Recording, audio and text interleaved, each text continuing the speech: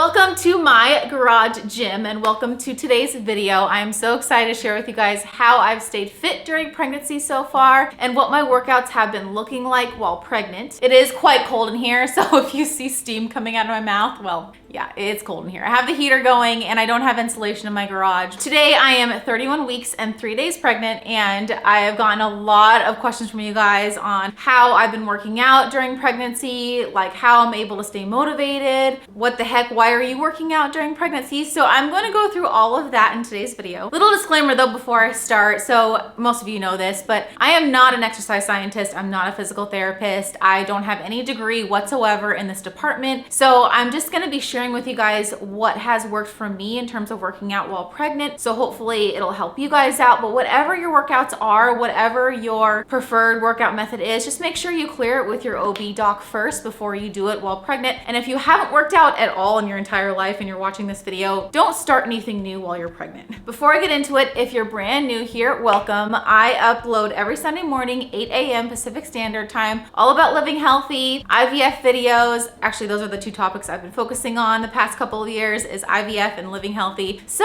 now that I am 31 weeks pregnant, I am so happy to share with you guys how I've been keeping my pregnancy healthy, but I still do a lot of IVF videos, as you guys know. Just a little background on me. So I was a competitive gymnast growing up, so I've always been very active. I've always worked out my whole life, and after I graduated nursing school when I was 21, I really got into working out then. I'm 36 now, so that gives you a timeline of I've been working out for a long time, and working out, exercise is a huge part of my life, and so I really wanted to incorporate my workouts and exercise routine while pregnant. My workouts are a huge priority in my everyday life, and so I didn't want pregnancy to get in the way of that. Of course, being pregnant, I've had to modify quite a few things, which I'll get into, but that was a huge priority, was to keep working out while pregnant and to stay at least as fit as I could or can during pregnancy. Also, I realized that my pregnancy has been a very easy one. First trimester, I just dealt with some nausea, and then after that, I really had no problems at all. So every pregnancy is different. I know some pregnancies are really difficult and with lots of complications. I am so blessed to tell you guys that my pregnancy has been really healthy. I haven't had any bad side effects. I haven't felt anything terrible. So I am still able to move my body and work out. So I'm very blessed in that department. But if you're going through a difficult pregnancy, you just do what you can. And yeah, you just do the best that you can. My preferred method of working out is circuit training. I just love a variety of different movements during a workout. I'm not a runner. I'm not a bicyclist. I hate cardio. So my form of cardio is circuit training or HIIT training. And I use a variety of equipment: dumbbells, kettlebells, jump rope, pull-up bar, squat rack, barbell, booty bands, regular big bands. So it kind of gives you an idea of what my workouts look like. But if you're a runner, if you're a swimmer, if you do other types of workouts, these things that I'm going to tell you should still apply to what you do for a workout. Before I get into the meat of this video, I really want to emphasize to listen to your body. That's the main thing I followed in my mind, is just listening to my body. If something doesn't feel good, if something hurts, if something even feels a little bit off, I don't do it. So that's the main thing I want you guys to remember from this video, is just really listen to your body. So of course, through the different trimesters, first trimester looked really different from second trimester. Second trimester looked really different from third trimester. I'm in the third trimester now. And let me tell you, it's been quite interesting tweaking all these different exercises and really modifying everything because I'm getting a lot larger. The other thing is I'm getting more and more out of breath so easily. So I'll get into that. But no matter what trimester I was in, no matter what week I was in my pregnancy, I did try to keep 5 things in mind while doing my workouts. So the first thing I really tried to do, and I had my Apple Watch at the time. I don't know where my Apple Watch is. I lost it. It's somewhere in my apartment. I have no idea where it is. And so I've really had to just guess where my heart rate is. But the general rule of what I've been figuring out with at least my body is I tried to keep my heart rate under 150. And that's really what I focused on my first trimester, because my first trimester, I wasn't big yet. I wasn't showing yet. I wasn't worried about like doing high impact or avoiding high impact or ab exercises or anything like that because I was so small. I wasn't showing yet. But what I did notice was I was getting out of breath really easily. And that's because during your first trimester, your blood volume is already doubling. No one warned me about that, by the way. I was really caught off guard when I started doing my workouts first trimester, I was just like 8 weeks along and I was so out of breath just from doing like body weight squats, body weight lunges. I would do like 3 of them and be like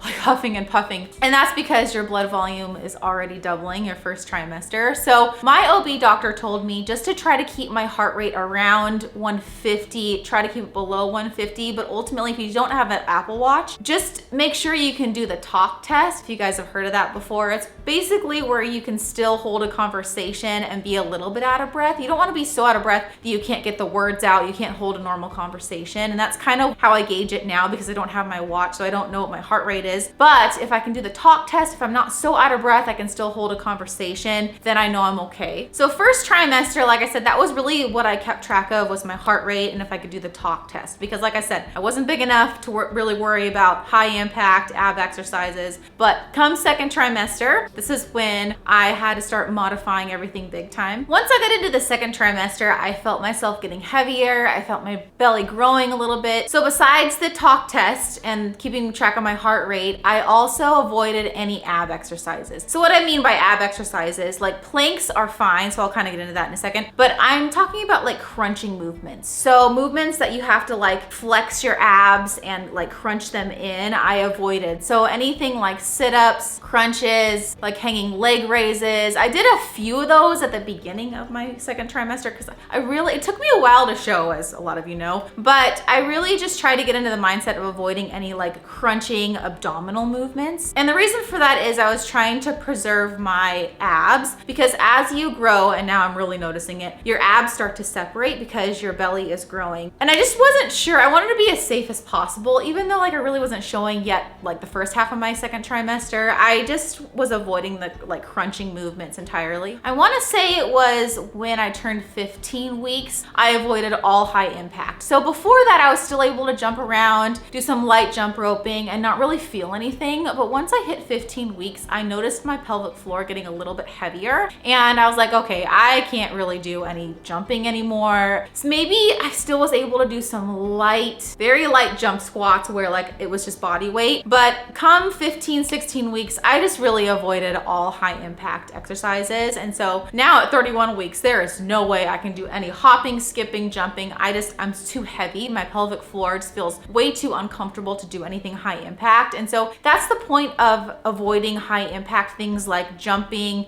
rope, jump lunges, anything that's like high impact, you know, box jumps, which I love box jumps. But that jumping movement really puts a lot of strain on the pelvic floor that's already heavy from baby. So it's really just to protect the pelvic floor, protect those muscles, keep them preserved, because you don't want to cause any harm or damage to those pelvic floor muscles because they're already working really hard to support the weight of the baby and everything else going on in the abdomen area. And then I already touched on this, but don't do anything that doesn't feel good. So if something doesn't feel right, if something hurts, stop, don't do it. It's not worth it. Which then the last thing I kept in mind was listening to my body. So just to recap, the things that I kept in mind this whole time, first trimester all the way through third trimester, is keeping my heart rate lower than 150 or making sure I can do the talk test, no crunching ab exercises, and no high impact. And then just really listening to my body, making sure I'm not doing anything that doesn't feel good. Okay, you guys, that's it. It's super simple. There's probably like more things I should be talking to you guys about, but like I said, I don't specialize in this area. Just listening to your body, I think, is just the most important thing. And also I try to keep this in mind because I am like a perfectionist and I like to push my body, is this is just a brief period of time. Pregnancy is just a really brief period of time where I need to remind myself to enjoy it, and working out is not everything. My workouts are gonna be there after baby is born. They're gonna be there for the rest of my life, but I really need to enjoy this period of time being pregnant and just to stay as healthy and fit as I can as possible for labor, for my son coming. And I've been reminding myself to focus on my workouts as just keeping myself healthy for labor and baby. And so when I keep my mindset like that, these workouts that I do, even though they're super modified now and they're not as much fun as like my old workouts, I've been able to really enjoy them because I'm like, oh, I'm proud of myself for being able to work out and for at least moving my body. And that's really the goal, is to keep my body moving and to keep active. So I'm proud of myself for that. A lot of you guys who are with me on Instagram and see my stories know that I've been going to a physical therapist who specializes in pelvic floor work to prepare for labor and postpartum. And so I'm gonna be sharing all of that information that I've been learning. I've I've gone to 3 sessions so far, and I'll do my 4th one in a few days from now. I wanted a few sessions under my belt before I actually did a YouTube video on what I've been learning from my physical therapist with the pelvic floor. And I want to share with you guys what exercises I've been doing to help prepare my body for labor and postpartum recovery. So that'll be in a future video, but the next video I'm going to be sharing with you guys everything that I've been doing to prepare for a baby. And then most likely the next video after that one will be me sharing all the information I've been learning from my physical therapist about pelvic floor and the exercises I've been doing to help strengthen my pelvic floor for labor. And then I'll do a video on what I'm packing for the hospital, because I am starting to think about what to put in my hospital bag. So I'll do a video on that too. So lots of exciting videos coming up. I do like to still do a lot of IVF videos. So if you guys have any IVF topics you want me to talk about that I haven't yet, share with me in the comments down below. Okay, so that'll be it for the video. Those of you who are going through IVF, those of you who are going through infertility, you got this. I always say never give up, keep going. I did not anticipate getting pregnant, as you guys know. I didn't think it would happen for me, and it did. And just keep going, do not give up. Give this video a thumbs up if you liked it, because it does really help support my channel. I will see you in the next one, and always remember to be kind to yourself.